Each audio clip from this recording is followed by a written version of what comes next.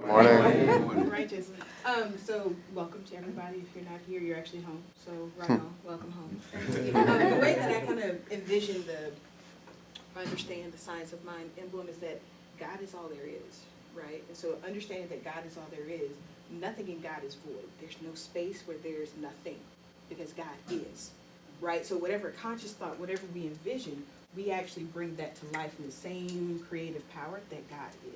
Right? And so the expression thereof is our experience, right? Is what we manifest and is what substance, right? Every breath. Even these different things that are tangible are sparked from a creative mind because somebody had the thought to have this to be gray and had the pigments to be gray. Where did that thought come from? It came from spirit. It came from God, all that is, right? So as we understand that God is all that there is, the manifestation of those thoughts is this experience. So we decide our heaven and hell right now, just in our perspective.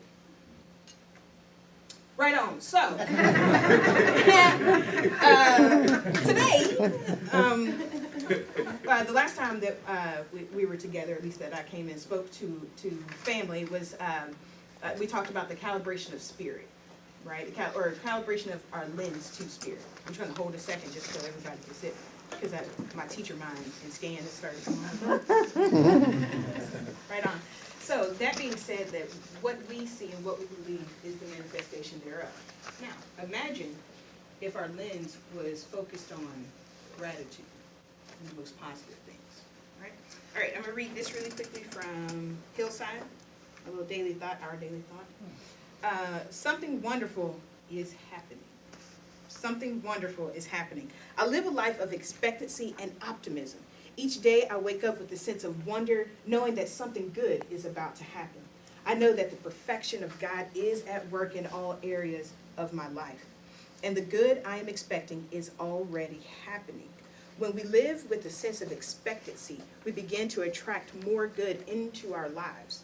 I give thanks for the unfolding of God's good. I know that wherever I turn, good will greet me and follow me. Each day is a continuous revelation of God's good. I am surrounded by the good that God is. Something wonderful is happening. In fact, it's happening right now. My very being is a demonstration of the good of God. Your very being is the demonstration of the good of God. It doesn't matter what happened to you. What your experience has happened, what someone has said, you are the very embodiment of the good of God. That's not what that said, but I just. Thank you, wisdom, in me, through me, as me, around me, and so it is. And so, there's been, this past week, I've been very grateful for spring break, because it came right on time, right on time. And in that, it gave me an opportunity to really think about, there's just a lot of shifting and happening in my own personal life to where I have no idea.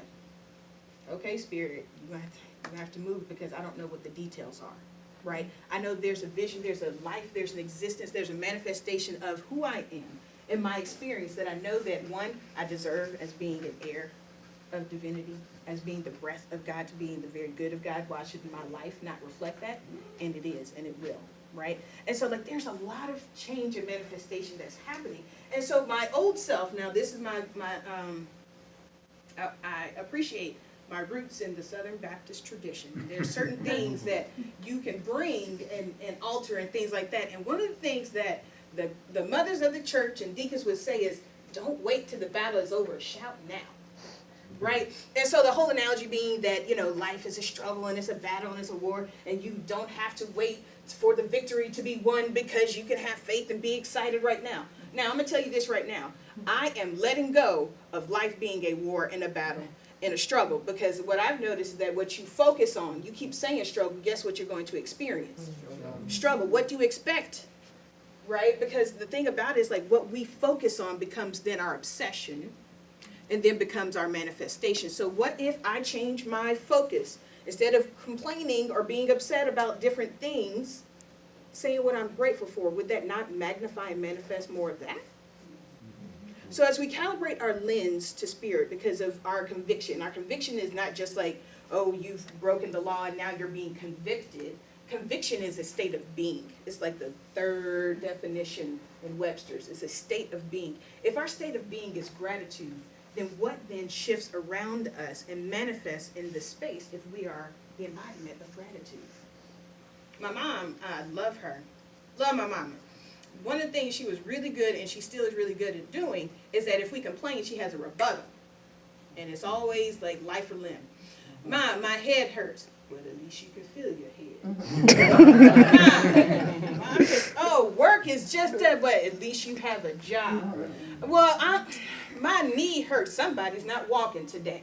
And so it was always, like as I was an adult, I was like, why can't I just feel what I'm feeling? Why can't you just validate what I'm feeling? But she was really shifting myself and my perspective to gratitude. And now there's some tweaks with that, right? You don't want to say because relative to somebody, it's not relative to somebody else. What do you have right now that you can be grateful for? And if we are actually focused on that and understanding that God is all there is, the things that don't line up to what we believe is God, we just need to focus on truth, because then that will manifest and change those other things, right? I'm working on my summertime silhouette. All this, I'm just going to be tight, right? And so all that being said, one of the things that I have to shift from, and I think that there are a number of people who have like body issues and things like that, so I got some potential muscle in places that I would like to actualize into fine, right? And so that being said, instead of saying, well, I don't like this and that didn't make anything change, I've decided to focus on my glorified body. I've decided to focus on the life where my health is abundant and I get to move and do all these different things. That's going to shift. Instead of going to Wendy's, I might just go ahead and go to Chopped and get a salad, right? Because things will start to shift, even if it's something that seems like as small as I'm just going to get my body right. What about your finances? Like, well, I don't have this. If you're focusing on the debt and the bills, where's the solution? But if you're focused on the gratitude that I know that God is abundant, so I'm abundant because I breathe and that is the air of God, and I know that everything's working out, then all of a sudden you start getting really creative, like, oh, I kind of like making earrings. Maybe I'll make some earrings and sell those. And then something happens, right? Because instead of focusing on the deficit, we focus on the abundance. We shift ourselves and then stay in this place of gratitude. If you open up gratitude, then it opens up the floodgates of heaven, right? That's where we start to see the manifestation, because then if you're looking for things to be grateful for, then you can't have a lot of time to focus on the things that are negative. I'm not saying spiritual bypass is a thing that we should engage in. I think that is malpractice of anybody who's a spiritual being to say, there's no such thing as racism. God is all there is.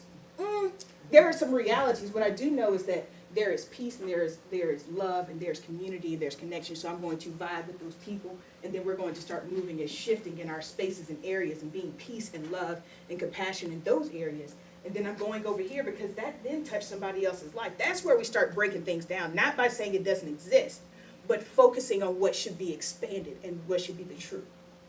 Right? Right. So all that to say, let's focus on gratitude. What does that look like in our daily life? One of the things that Lee and I will do is going on gratitude walks. And so we'll go on a walk, and it's a beautiful day, and it's like, oh, God is the street lights, because God is order, and I am grateful that everything is unfolding in divine order.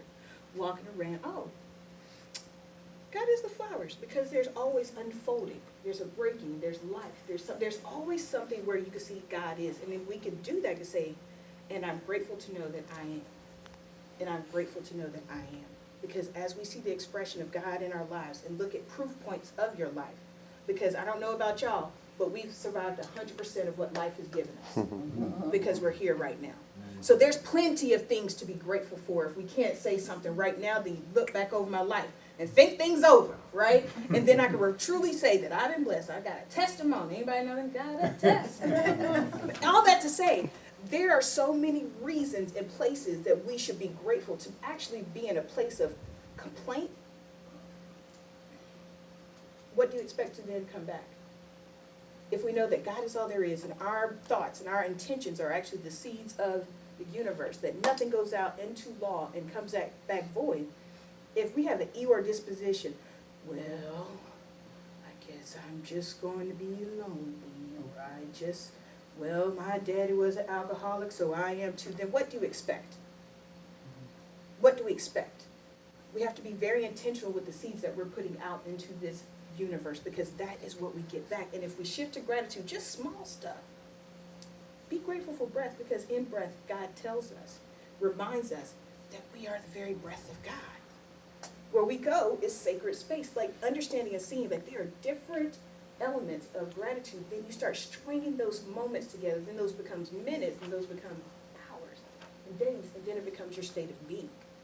It's the small things, shifting and calibrating our lens to spirit.